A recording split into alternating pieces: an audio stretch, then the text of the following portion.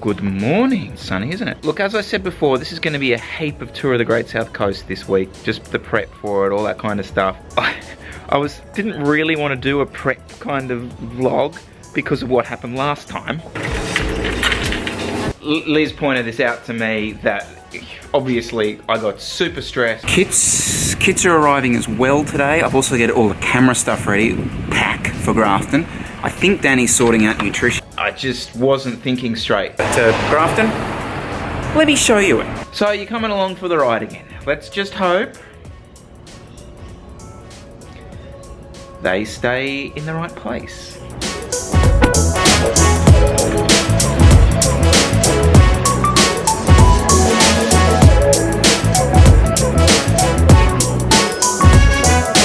A full mashup now. So we've got the Campy chain rings, SRAM deraillers, all group steps represented. We don't like to. We're multicultural and NERO racing Frankenstein. What would a race week? What would a race prep be like without a little mechanical? Rear derailler's bent. What would a race week prep be like without a bit of a mechanical disaster? Which is not a big deal, it's an expensive deal. Weird one, it was shifting perfectly and everything, just not in the 28. So, not that I'll need that much at South Coast. So on the calendar today, week before a race, this is always the case, I hate this stuff. It's some VO2 max stuff, heading over to Taronga Zoo to do them. It's about a 4-minute effort. This is very scientific today. Now I was talking a bit about these, and we're taking them down to Great South Coast, blah blah blah. In that vlog the other day, I was kind of talking about the energy kick. Definitely got a pretty solid energy kick out of them. Quade Cooper Extreme Wallaby Squad. Not surprising. They're going to get pumped anyway. Like the energy kick. And a lot of that's almost psychological. It's like you're going along and what kick does it give you? And, you know, that can mentally be quite good. So, I'm going to take this and this with me on the VO2 stuff today. I will take both at some point. I normally bail at some point. So, hopefully, I can tell you which one gets me through. Oh, the other thing, these gilets, which I'm very happy with the fabric of. I've been in good contact with the factory the last couple of days about them. Strangely enough, so the sizing is right. The sizing is what we designed. The issue is how the fabric is performing. Now, it's not a stuff up like with the arm warmers, how I just got the fabric stretching the wrong direction. Now, because this material is a stretchy material, as you can see, which is kind of what you want from a gilet, it's how that performs married up with a mesh. And not only with a mesh, but with a mesh that is also designed with pockets in it to have a little bit of density to it. Getting there. Alright, let's go. Unfortunately, it's a bit of VO2 stuff today. I have friends. There he is. Looking very pro. Now, is this a coach approved position change? Or is this just an Instagram approved position change? Certified slammed. So yeah, you may notice most of us pretty much are now running Neg 17 stems. No, it's not really, morning, to look cool. It's because the head tube on these Noahs is massive. Just missed Chris rolling past. Just waiting for Danny now. He's meant to be on Chris's wheel, but Danny does what Danny does. Come on, Danny! Up! Riding away from me pretty quickly. So I've just done a pack of the fruit drops over those 4, which I think we thought was about 1 gel. I'll be honest, tastes good, all the rest of it. You can't just slap it down. But I suppose it's meant to be easier on his tummy that way. Oh. Did you offload some nuggets there, coach? Are we recording? I'm the only one here with a Pursuiter's cough. All I did was 2 efforts. That's a cowgirl cough. Weird, like your give up spot is so different to where my give up spot is. Getting free entry to everything, they're getting their flights paid for a lot of the time.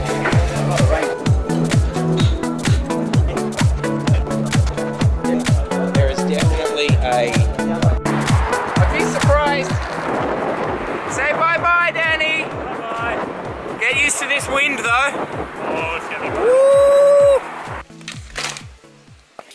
Woo! Okay, so just a quick comment on the scratch stuff. I think that was probably a bit of a... I kind of set them up to fail a bit in that one, because talking to the guys a bit about it, it's like doing VO2 max stuff. Any nutrition is just... anything you take or eat is just gonna... You want to throw up anyway. So putting something into your stomach's like best VO2 stuff I've done in ever. So that's good. Was it due to Scratch Labs fruit drops? Yeah, sure. Someone send us free ones. Now, this next little bit is basically me patting myself on the back. So if you're not interested in listening to me rabbit on about how good our stuff is, you're going to need about 2 or 3 minutes to skip forward. One of the guys who'd bought the Decker kits, and a guy I've known for some time, this guy rides good kit. He rides good kit, he rides good bikes, and he knows good stuff. He sought me out to mention to me that his Decker kit is really good, and not only is it really good, but it's holding up really well, which was cool. I mean, from like, to have someone like him chase me up and say that meant quite a bit. Got me thinking about how physically my stuff is actually holding up. Let's look at the innards of some bib shorts, the stuff that I rode at Le Tap. I see you, mate. Any opportunity to mention that, right? That was literally the first ride of this stuff that I had built. So for the first 2 months, they were the only NERO shorts that I had. So they got ridden 2 or 3 times a week. Now since then, I've made a concerted effort to make sure I ride these bib shorts, the original ones, at least once a week. At least once a week, often more than that. So the 3 sections of the shorts that I'm like, would kind of regard as the sort of, they're your conditions for the shorts still being in good condition. The chamois, the stitching, and those leg bands. Now, let's have a look. Chamois. I would go as far as saying the chamois is in as good a condition as it was the day it came out. A lot of the time with a larger chamois, what you tend to find is they go from being kind of cushiony to saggy. These haven't done that. So I'm delighted with how the chamois performed. So the second is the stitching, and this is where I think the devil really lies. So this is obviously the section, I'm a bit crooked, obviously, on the saddle. There's 2 pressure points here. This is the corner of the saddle where I'm hitting here. And you can see, yeah, look, there's wear. Absolutely, and what's worse is where I sit on the saddle is actually very close to the stitching. But it's handling it superbly well. I did a little rant in the past about how leg bands should perform. Leg band chat. Leg bands are like the bane of my existence. I'll be honest, I'm blown away with how these leg bands have performed. The folding up that I was expecting has really not happened.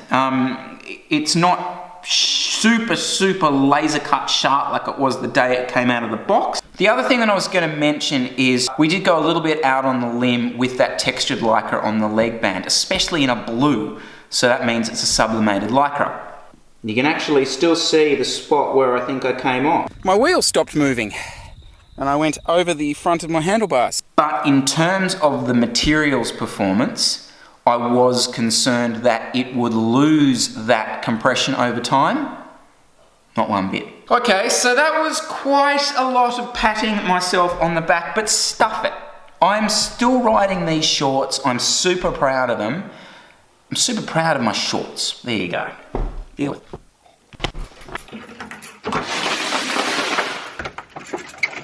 Just quickly, tour of the Great South Coast. Next NRS race, it's next week. It's basically mostly all based out of Mount Gambier. 6-stage event starting next Wednesday, running through till Sunday. So I think there's the first day is like a double with a crit in the morning and a road race in the afternoon. As for the courses themselves, look, the terrain is not particularly notable. If you turn south, next step Antarctica, in the middle of winter. So you're looking at what can be some pretty brutal squalls coming in off the Southern Ocean. And a lot of these stages run along the ocean. We're looking at wind, we're looking at rain, and just conditions that are going to be challenging. I mentioned to you guys the other day when I started talking about this that I wasn't originally going to do that. Main reason is it's just miles away. So Mount Gambier is approximately 14-hour drive. Toby's coming down, Sean, the DRC will be racing, I might add. Angus Wilson's going to be having a crack with us. And also we've got a guy from Tassie, Ben Van Dam, who's having a ride with us. So 6 riders and 2 helpers, Alistair and Jeff. Well, Jeff's actually from Jindabyne. I met him just after Le Tap actually. Alistair actually lives down in Melbourne, so he's going to swing up with us once we come through there. Which brings me on to logistics. So for us, this means we're going to leave here on Monday, leave Sydney on Monday, drive to Melbourne, overnight in Melbourne, probably stay around Alex's place, and then it's still 5 hours from Melbourne, so do that on the Tuesday. Race starts on the Wednesday. It's a week. I mean, this is a full week. This is the biggest commitment that I've ever made to a race, and that'll be the case for most of the guys.